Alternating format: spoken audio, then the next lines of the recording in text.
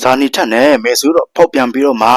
တန်တီရီရဲ့စီစဉ်ဥစ္စာတွေကိုအပိုင်ကြံစီနေကြတာတွေကိုတီးပြီးနောက်ပိုင်းမှာတော့ပြန်လည်ပြီးတော့မှသူ့ဘက်ကနေစတင်ပြီးတော့မှကိုနှောက်ယှက်နေခဲ့ပြီပဲဖြစ်တယ်။သူရဲ့မတိစိတ်ကနေတည်ရှိနေခဲ့တဲ့အတိတ်ရဲ့အကြောင်းအရာတွေကိုအခုချိန်မှာတော့ဒေါက်တာမိုးသူလွင်ကိုအကြောင်းစုံပြောပြနေပြီးတော့မှသူရဲ့လှုပ်ဆောင်ရမယ့်ခံကဏ္ဍတွေကိုပါပြောပြလာခဲ့ပြီပဲဖြစ်ပါတယ်။တကယ်တော့တန်တီရီတေဆုံးသွားရတဲ့ကိစ္စတွေကိုသူမှလည်းမသိရှိကြသလိုတသက်မျက်မြင်လည်းမရှိတော့သူနာကြီးနေရတဲ့ခံစားချက်တွေကိုသူကိုယ်တိုင်ပဲပြန်လဲပြီးတော့မှဖြေရှင်းဖို့လှုပ်ဆောင်နေခဲ့ပြီပဲဖြစ်တယ်။နောက်ပြီးတော့မပန်ခခန္ဓာကိုယ်မှာဝင်ပူးနေတဲ့တန်တီရီရဲ့ဝိညာဉ်ကလည်းတဘာဝဖြစ်ရလွန်ဖြစ်တော့တရားရုံးကလည်းလက်ခံနိုင်ကြအကြောင်းမရှိတော့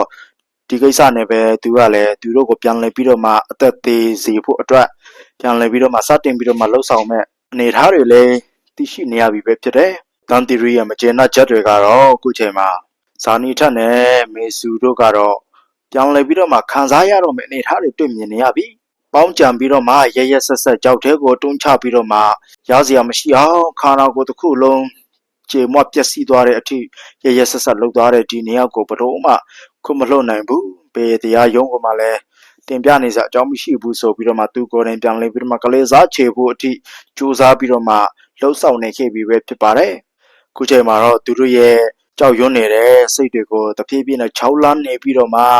အရင်တုန်းကကင်ခဲ့တဲ့ဖုန်းနံပါတ်ဟောင်းကိုပြန်လဲသုံးပြုပြီးတော့မှသူရဲ့ယောက်ျားဖြစ်တဲ့ဇာနီထက်ကိုဖုန်းဆက်ပြီးတော့မှငါတန်တီရီပါဆိုပြီးတော့မှသူတို့ရဲ့လှုပ်ဖြစ်တွေကိုပြန်လဲပြီးတော့မှအကျိုးဆက်ခံစားစေရမယ်ဆိုပြီးတော့မှကိုအချင်းချောက်ပြီးတော့မှဖုန်းနဲ့ဆက်နေခဲ့ပြီပဲဖြစ်ပါတယ်ဆက်လက်ပြီးတော့မှသူ့ဘက်ကဘယ်လိုမျိုးပြန်လဲတုံးပြန်ပြီးတော့မှအညိုးတွေကိုဘယ်လိုဖြေဖြောက်သွားအောင်ပြန်လဲပြီးတော့မှသူတို့နှစ်ယောက်ကိုဒုက္ခလှလှပေးမလဲဆိုတာကိုပြိတ္တတော့ဆက်လက်ပြီးတော့မှစောင်းမျိုးကြည့်ရှုပေးကြပါအောင်ဗျာ